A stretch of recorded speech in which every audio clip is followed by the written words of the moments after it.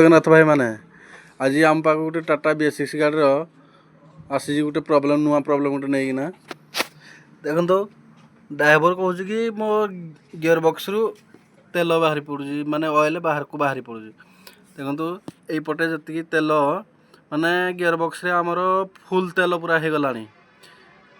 Full तेल होना gear box रु तेल बाहर बाहर स्टार्ट कलानी देखो तले गोटे ट्रे दिखाई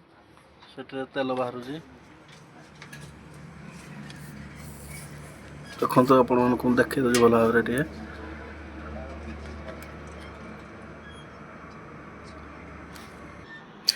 यार कारण है केवल आमर जो रोज पीटीओ पंप प्रोब्लेम है सेमतिया माने हाइड्रोलिक ऑयल गियर बॉक्स को पलि जाए से गियर बॉक्स ऑयल अधिक हो गले ऑयल बाहर किना तले पड़े देखो तो आम ये है हाइड्रोलिक टांकी भी देखो आमर जो गेज अच्छी गेज रे भी किसी ऑयल बतौनी जहाँफल कि सब गियर बॉक्स को ऑयल पलि जाइए आम पीटीओ पंप खोलिकिना गियर काम करवा कौन है कौन नहीं।